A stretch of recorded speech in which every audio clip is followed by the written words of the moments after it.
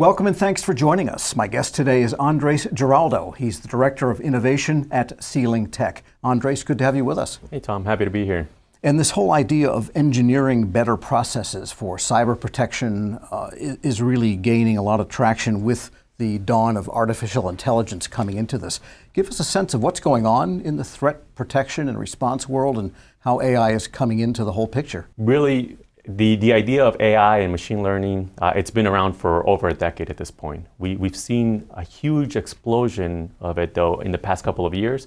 OpenAI released their ChatGPT, and then we've seen incremental explosion in research into it. So you have government organizations like DISA, the Department of Homeland Security, Cyber Command, standing up these AI task forces.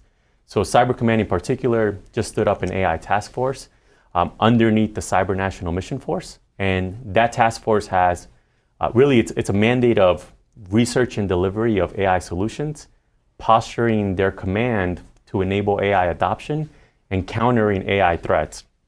So right now I view it as we're at this stage of rapid research into how we can apply AI to stay ahead of our adversaries. And SealingTech itself has done some engineering to get AI into the process of cyber threat protection and also analysis. Absolutely. Yeah, we've taken all of our lessons learned. We've been providing capability to cyber protection teams across the Department of Defense. And we've taken a lot of those lessons learned and we've said, how can we apply all of these great advancements made in artificial intelligence and apply it to the problems being faced by cyber protection teams today? So with that, we started a development project into how we can use generative AI to augment cyber defenders and really make them more efficient as we go against our near-peer adversaries. Right, so it's a product upgrade and capability type of thing that you are using AI yourself. Correct. Yeah, so it's really something meant to augment the stuff that we have already been providing and meant to augment the cyber warfighter. So we're developing a tool really similar to ChatGPT, large language learning models. And the question we've asked ourselves the past couple of years is how can we apply artificial intelligence into something that's plug and play for cyber protection teams?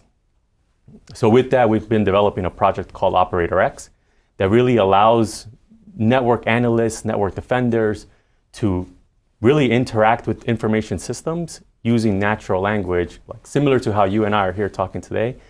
That's how we envision being able to talk to your systems. And with that, it's really, we're trying to do a couple of things, but one of them is minimize or reduce this gap between senior operators and junior operators, allowing, kind of leveling the playing field and letting anyone interact and more efficiently use information systems and defensive cyber operation tools. So would you say Operator X is a front end to the tools that allow analysis using language, natural language? Tell us how it works. Absolutely. Give us a scenario. Yeah, that's a great way to describe it, right? So it's a front end, and what it is it connects to your information systems or to the information systems that a defensive cyber team might use, and it allows you to query information using natural language instead of complex queries. So really right now, these defensive teams, they might be using 10, 12, 15 different tools. And it takes a lot of years of experience to be a subject matter expert in every single one of those tools. So when you have a junior operator, they might not know how to use this complex tool or how to do a query. So being able to just ask information using natural language and then have Operator X create that query and return the data to you is really at its core what it's doing. Okay, so a lot of questions here then. Talking about its interface to the information systems. Essentially, you mean the various sources of data generated by the devices we mentioned earlier. And those have a great deal of variation in data types. Mm-hmm. It could be a network device, it could be a mobile device, it could be a regular computer, or it could be a sensor, for example, or some kind of telemetry data, in case of military operations, say from a satellite. Mm-hmm. And so it has to interface with a lot of types of data in addition to lots of it. Fair to say? Yeah, that's completely fair to say. So it interfaces with all that data. What it's doing, and it's not actually storing any of that data. It is just interfacing, and it's using AI agents that are specifically trained for that data type so that it knows the questions to ask and how to query that back. So it is interfacing with all of those different data sets. It is talking to the tools that already exist today to pull the data back in a manner that's much quicker than any human analyst would be able to sift through, these millions and billions and trillions of data points. It can sift through it really quickly. Just ask a normal question the way you're asking. And when you say ask a normal question, you're getting into the area of query or question engineering, I think they call it. Correct. And so tell us the process by which the right question gets asked such that you get the answer you really need or can use when you may not be versed in all of this. Absolutely. So it's prompt engineering, prompt training. Engineering, yeah, prompt engineering, prompt training. That's a big part of all of this. And all of that throughout the development process, you are generating what are the 1,000, 1 million, 1 billion different questions that somebody might ask so that it provides the right outcome and answer. And that's the upfront training, and that's a lot of what we're focusing on right now, is training these defensive cyber operation agents with these specific, doing all of the prompt engineering now so that it knows how to interact with the tools that exist today. So we are doing a lot of that. You asked for a use case earlier, and I think a great use case is if you picture a defensive cyber team and they receive a threat report, say from the Department of Homeland Security or CISA or the intelligence community, and they're told, hey, look for this zero-day vulnerability on your network. Right? Typically, those threat reports would have indicators of compromise. You would go to your defensive tools that exist within your infrastructure, and you would figure out queries to look for these indicators of compromise. That might take you hours, days, if not weeks. Really, what we want to get to is I want to upload that report, upload it to Operator X, and then ask it the question, is this anywhere on my network? And it creates all of my queries instead of me doing trial and error, me reaching out to the subject matter expertise on this tool. It creates the query, returns to me the prevalent data, and how it got to that data source. Because agencies often say, one of their problems in cybersecurity is too many tools. Mm-hmm. And, how do you know from this orchestration of tools what's going on? So it sounds like what you're saying is that Operator X then, with the right prompt engineering, will then tell the tools, in effect, what to do. I'm probably oversimplifying. Then the tools will do what they would do ordinarily, and you'll get your answer back much quicker. It really is exactly that. It's not oversimplifying. I mean, that's really the core intent of it, is to have Operator X interact with, as you said, too many tools. There's dozens, and if not more than that, tools that a team might have access to. And it's being able to just ask the question, and then it reaches out to those tools and returns to you the prevalent information. Well, tell us more about what's on the back end of Operator X. Sure. Because it's got to make sure the tools are invoked in the correct way. Mm-hmm. And that sounds like a pretty heavy lift given the number of tools out there. Yeah, we train specific agents based on the tools that an organization might have. So for example, CPTs, there is somewhat of a standard software loadout where, there's the most popular SIEMs, for example, or the most popular intrusion detection systems. We are training it specific to those on the back end. And then we're using large language learning models such as Llama 3 and so on, that really all of industry is currently using and building on top of that. Got it. So it knows then what these SIEMs in different agencies have different ones, but there's a few that are kind of popular, as you say. Correct. Yeah, so what we're doing is we're combining our years of experience of supporting cyber protection teams. We know what software tools they're using. They vary slightly between different DoD branches or different agencies, but we're training to those specific tools so that it's really plug and play and seamless operations for the cyber protection teams. And tell us more about this idea of the junior operators and the senior operators, because intuitively you might think it's the junior operators that are actually touching the tools, but you're saying they're the ones that need the training. Yeah, it's a mix, right? There's far more junior operators than there is senior operators, right? And there's so many tools that it takes years of expertise, and it's really those senior operators who know how to use all of these tools. So being able to allow a junior operator to interact, ask the questions that they need to ask, find and triage the network attack, and then call over their supervisor instead of having their senior team member walk them through the process of how to query this data. So it's really bridging that gap between, as you said, too many tools. Now we don't have to train that junior operator on the back end of all of these tools. We can just allow them to use operator X and then bring in their senior team members once they found the threat, or to confirm that they're going to mitigate that threat. So in some sense, Operator X is at least in part a productivity tool for your junior operators or your people doing the work hour in, hour out in your SOC. That's a good way to describe it, absolutely, yeah.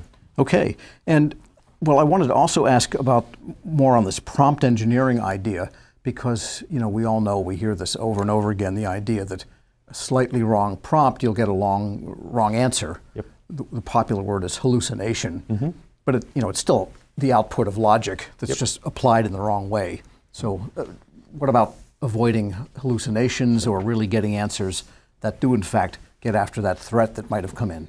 Yeah, AI hallucinations are a big thing, and this is a rapidly evolving field, right? We've seen this explosion with generative AI in the past couple of years. So most of us have used technologies like ChatGPT, and you may have received some crazy answer that it returns to you, just like you said now, a hallucination. So it is an identified risk, but it's also a worthwhile risk, and it's a risk that we just need to continue figuring out how to minimize. And I say it's a worthwhile risk because we know that our adversaries are actively researching how can they use AI, how can they use generative AI to conduct cyber attacks and conduct cyber defense. So I think the risk of not using AI or not using generative AI far outweighs the risk of any hallucinations. So just wanted to throw that out there and say it's definitely an identified risk, but it's a worthwhile risk. Now, ways to minimize that risk is domain-specific knowledge training. So you want to train these AI agents, this AI platform, using domain-specific knowledge. You wouldn't train it maybe on like cookbooks, right? You would train it on cybersecurity-specific knowledge and teach it the language of cybersecurity. And then you would use subject matter expertise to train it. So human-in-the-loop verification, it's a term being thrown around in the industry right now, of always having humans verify output, continuously verify output during the development process. And then data provenance. You want to build these AI systems in such a way that you can ask it, where is the data that you're getting from? Show me your thought process. So that's something we've built into Operator X, where you can say, how did you arrive to this answer? And it'll show you its thought process. And then you can tell it, your thought process was flawed here, and it learns from that and continuously learns. So I think just continuously doing that in the development process and telling it when it's wrong will significantly minimize any AI hallucinations. Yeah, that idea of data provenance, and also domain-specific, that's kind of a classic problem in information processing. Yep. It used to be during natural language, early days, the police would worry about the word pike, because pike means a type of roadway in some domains, it's a type of weapon in another domain, and it's a type of fish in another domain. So really getting that domain specific to your application for those agents, that sounds like crucial. It's absolutely crucial. We've seen areas where you ask it a question and it might think this is related to cooking, and I keep bringing up cooking. But the question you wanted was specific to cybersecurity, and so that domain-specific knowledge it's crucial. So training it on that, and I keep saying teaching it the language of cybersecurity is very important. And the idea of the human in the loop, it's probably also true that the more a person becomes versed both in the tool and in their domain they're working in, the more they can spot a hallucination, because sometimes hallucinations are subtle. Correct. Yeah, absolutely. So it's human in the loop both during the development process and during the operational process. It's really continuously telling it, hey, this is accurate or this is wrong, and our AI systems will continue to improve and get better upon that. You mentioned earlier something called the flyaway kit. Correct. What is that, and what flies away? Sure.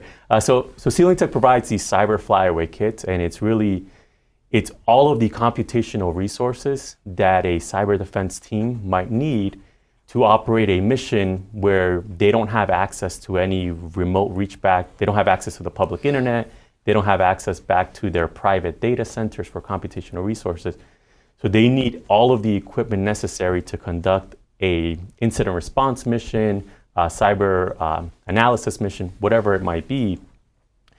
So it's the idea of being able to take all of this equipment, really kind of like a security operations center in a box, and take it and carry it on the same way like a carry-on case that you or I might use.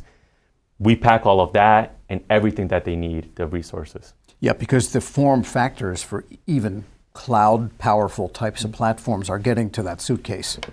Correct, yeah. And there's a big concept in the DoD world and the cyber protection team world where it has to be, it's an air-gapped environment, it's closed environments, there can be no connectivity back. So we can't rely on commercial clouds to use things like OpenAI so we have to put all of the resources, taking things like NVIDIA's latest data center GPU and packing it into a system so that I can use Operator X in a completely disconnected environment. And for really total security, that might not be a bad way to go even when you're on campus. Yeah, absolutely. Being able to operate within your own little security operations center and not depend on the campus network that you might be trying to do incident response on, that's absolutely crucial. I have all the tools here that I don't to analyze the network that might be compromised. And in the DoD, which this brings up the other question of cloud resources, and DoD is putting more and more in various clouds, all the big commercial cloud providers and some we probably haven't heard of. And I'm wondering how you deal with cloud resources that belong to your agency but are in a commercial cloud. And they have protection services in the cloud, but most of the service level agreements say it's your stuff, you're responsible, Mr. Customer, even though we're touting how secure our cloud is. So how does this work, this Operator X and the whole system work to make sure that cloud resources are also part of the protective umbrella? Yeah, it depends on the specific instance. There's definitely this concept of hybrid cloud and how we can use, and Operator X will seamlessly bolt onto this idea of hybrid cloud and being able to protect both a hybrid cloud environment or a non-hybrid cloud environment as well.